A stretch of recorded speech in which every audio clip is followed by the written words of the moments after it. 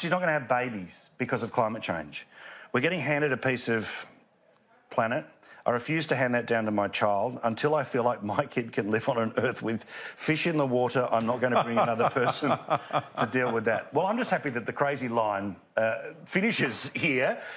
But I mean, obviously she's committed to conservation. She only lives in a one-bedroom shack. Oh, yeah. No millionaire mansions, none of that business, Rita. No private jets. But the problem is private jets, no massive worldwide tours, no trips to Phillip Island to, you know, spend a couple of days surfing. None of that. But this is the problem. I mean, the obvious absolute hypocrisy of all of these people. But the reason I even mention her is not just to roll her eyes at a celebrity, but the truth is, for a lot of people starting to be aware of the world, they follow these people on Twitter, Instagram, all the rest of it. They can't get enough of what they have to say.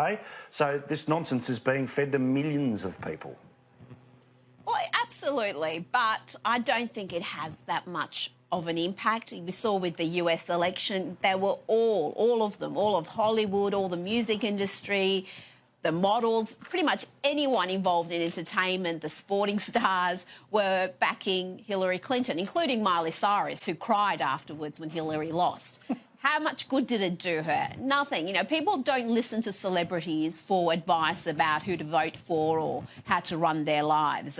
So though she does have an enormous platform, I don't think you're going to see, you know, people saying, I'm not going to have a child because I'm backing Miley and I'm standing with her until the environment is saved. We're not going to have children. And did you see Prince Charles also has come out, another wackadoodle, 18 months. I mean, it was 12 years, then it was 10 years we've got. He's now reduced it to just 18 months. I mean, I can't keep up with these timelines. Climate change it's serious stuff, very serious. It's not like the frivolous concerns that fill your days, like paying your bills or keeping your marriage together or putting your kids through school or fighting cancer.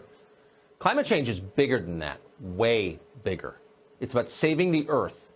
It's about taking on what we're going to call an existential threat to humanity. It's a big deal, man.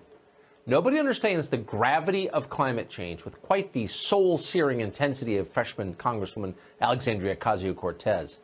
When Ocasio-Cortez talks about climate change and the Green New Deal she promises will save us from climate change, she often looks like she's going to start to cry or start to yell or both. And why wouldn't she?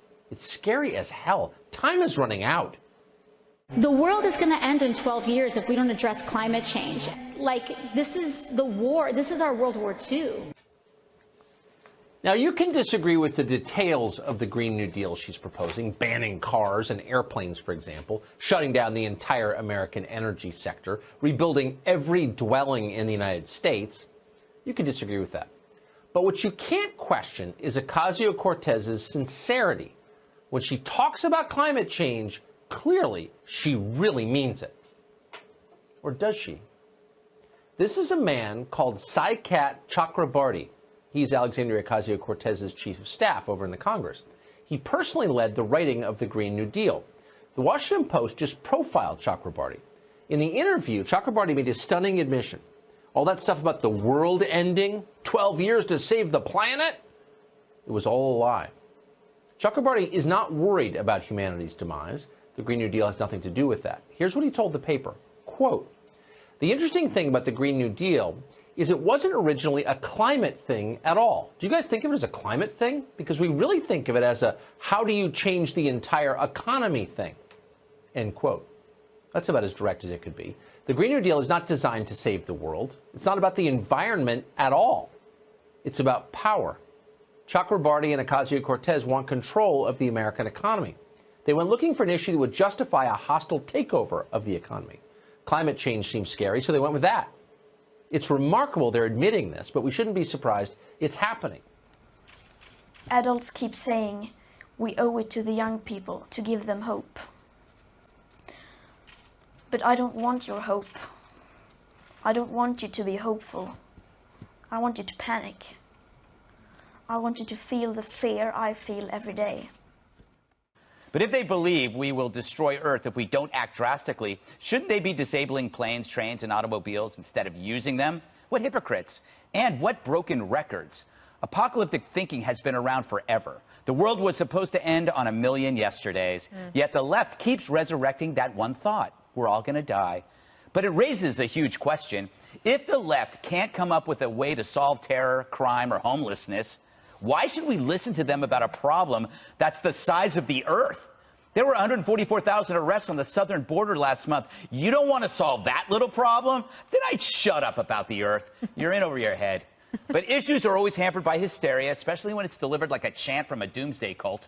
Climate change may be an existential threat, but only to the sanity of Democrats. You know, Kennedy, the Democrats could have solved immigration in a lunch hour, but couldn't. But I guess climate change is easier. Well, it's easier because all you have to do is take a bunch of money from people, right, and then appropriate. It's just another redistribution scheme. But I don't want your hope.